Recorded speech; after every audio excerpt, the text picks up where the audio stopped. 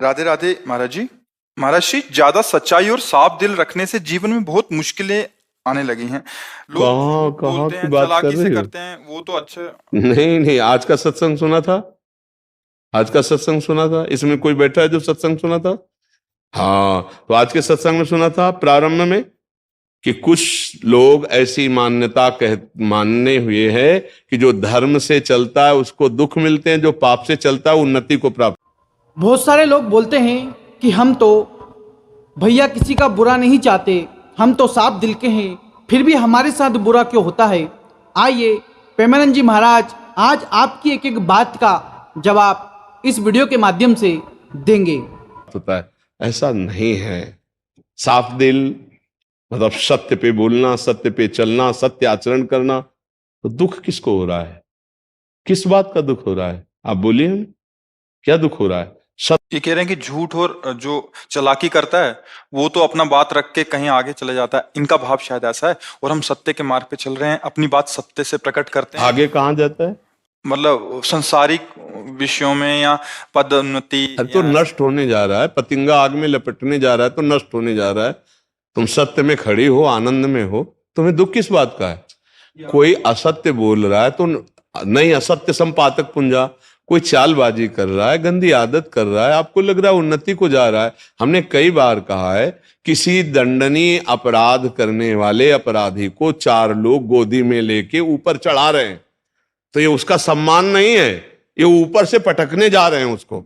समझ रहे ना कि बड़ा सम्मान, चार लोग गोद में लिए हुए, नहीं नहीं, ये उसको ऊपर से पटकने जा रहे हैं। तो जो आपको दिखाई देती है ना पापाचरण करने में उन्नति, वो उनके सुकृत नष्ट हो रहे हैं वर्तमान में, जो पूर्व के हैं, और वर्तमान का जो पापाचरण है वो उनको पटकने ले जा रहा है ऊपर। ऐसा मेटिया मेट करेगा, किसी काम के नहीं रहेंगे।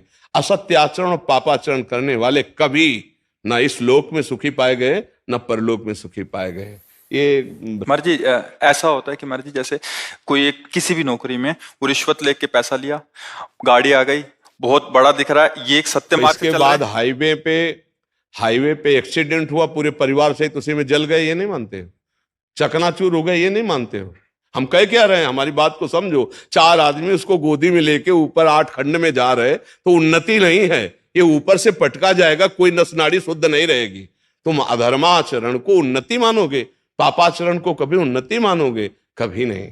ये खूब अनुभव की बातें हैं, बड़े बड़ों को देखे हुए है। पर महाराज ये दिखता नहीं है, वो तो उन्नति दिखती है, वो नहीं, लौकिक दृष्टि नहीं, परमार्थिक दृष्टि हो तो समझ में ऐसे उन्नति। हमें लगता है सखी, धर्म पे चलने वाला और सत्य पे चलने वाला दुखी कैसे हो सकता है? ये तो हमें समझ में नहीं आता है। दुखी नहीं हो सकता। अव्यवस्था को दुख मानते हो अगर, तो ये अव्यवस्थाएं कोई टिकाऊ नहीं। अगर थोड़ी देर के लिए किसी को अनुकूलता मिलती तो थोड़ी देर के लिए प्रतिकूलता मिलती है। जैसा कि महाराज जी ने बताया कि कोई भी पापी व्यक्ति कुछ समय के लिए सुखी हो सकता है, संतुष्ट हो सकता है, लेकिन माया उसको ऐसा गिराएगी कि वो जीवन भर उठ नहीं पाएगा। महाराज जी ने जो भी बातें कही वो कई बार देखने को मिलती है। हमने बड़े बड़े अमीर लोगों को देखा है कि कैसे पल भर में उनका हंसता खेलता परिवार बर्बाद हो गया। साथियों, यदि आप नेक दिल के हैं, आपके कर्म अच्छे हैं और आपको लगता है कि आपके जीवन में दुख आ रहे हैं, तो आपके जीवन में वो दुख नहीं आ रहे हैं, वो आपकी परीक्षाएं चल रही है। भगवान आपको मजबूत करना चाहता है।